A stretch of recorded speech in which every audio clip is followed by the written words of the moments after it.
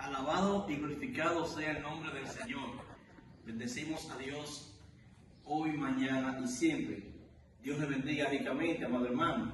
Hemos estado conversando acerca de la seguridad de la salvación. Hemos estado insistiendo en que el que es de Dios, las palabras de Dios oye.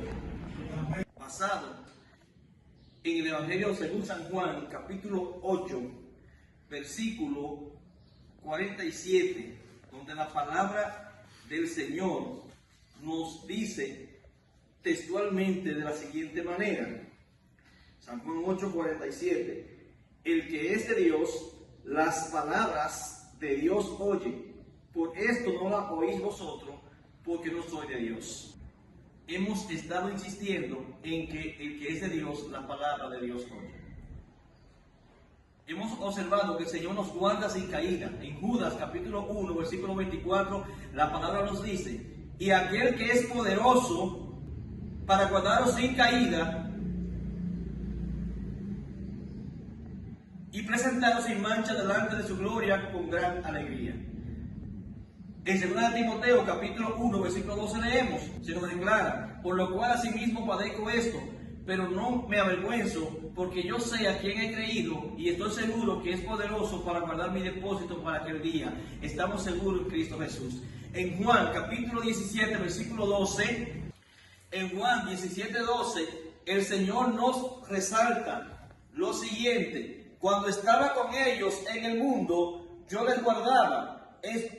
En tu nombre, a lo que me diste, yo los guardé. Y ninguno de ellos se perdió, sino el hijo de perdición, para que la escritura se cumpliese. Bendito sea el nombre del Señor. En Isaías 64, 6, la palabra de Dios nos dice: si bien todos nosotros somos como suciedad, y toda nuestra justicia como trapo de inmundicia, y caímos todos nosotros como la hoja, y nuestras maldades nos llevaron como viento. Bueno, nuestra justicia es como trapo de inmundicia, ¿verdad? Eso implica entonces que podemos caer bajo la tentación del pecado, pero el cristiano no practica el pecado. No hay justo, solo Jesús es justo. En Romanos capítulo 3, versículo 10, dice la palabra de Dios: como está escrito, no hay justo ni aun uno. El único que es justo es el Señor Jesús. En 1 de Juan capítulo 3, versículo 4 y 5 nos dice la palabra: todo aquel que comete pecado infringe también la ley, pues el pecado es infracción de la ley. Y sabéis que Él apareció para quitar nuestros pecados, y no hay pecado en Él. La hermana Catalina Nara preguntó: entonces, ¿el cristiano no peca? Indiscutiblemente que aún estamos viviendo en esta tierra con nuestra vieja naturaleza al lado, ¿verdad? Esto implica que estamos expuestos al pecado y que podemos pecar, pero la santidad del Señor nos dice que no debemos pecar. El pecado es cualquier pensamiento, palabra o acción que va en contra del carácter de Dios, que va en contra de la voluntad de Dios, que va en contra de su santa palabra. Lamentablemente, hasta que estemos en esta tierra, corremos el riesgo, corremos el peligro de caer en pecado, ya que la naturaleza caída le encanta pecar. Ahora, debemos resaltar que un verdadero creyente no practica el pecado como estilo de vida, sino que busca la santificación, teniendo a Jesús como abogado ante el Padre cuando falla. Una cosa es pecar, mis hermanos, y otra cosa es practicar voluntariamente el pecado. Veamos lo que a esto nos dice el consejo bíblico. En Isaías capítulo 64, versículo 6, la palabra de Dios nos dice de la siguiente manera. Isaías 64, 6. Note usted, como dice aquí, la palabra del Señor. Dice así. Romanos 3:23 nos declara: por cuanto todos pecaron y están destituidos de la gloria de Dios. Y en 1 de Juan, capítulo 1, versos 8 y 9, se nos dice: Si decimos que no tenemos pecado, nos engañamos a nosotros mismos y la verdad no está en nosotros. Si confesamos nuestros pecados, Él es fiel y justo para perdonar nuestros pecados y limpiarnos de toda maldad.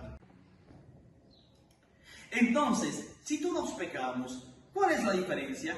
La diferencia es, mi amado hermano, que los creyentes, cuando cometen un pecado, cuando cometemos un pecado, nos arrepentimos, pedimos perdón a Dios, porque no nos agrada vivir sumergidos en el mundo del pecado. No practicamos el pecado como estilo de vida. En 1 de Juan, capítulo 3, versículos 8 y 10, la palabra de Dios nos dice de la siguiente manera: el que practica el pecado es el diablo, porque el diablo peca desde el principio. Para esto apareció el Hijo de Dios, para deshacer las obras del diablo.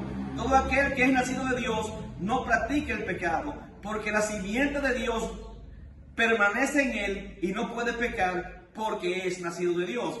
Si somos nuevas criaturas, si estamos en Cristo, no podemos, hermano, pecar. El verdadero cristiano no hace del pecado un hábito, no hace del pecado un estilo de vida continuo o una práctica deliberada.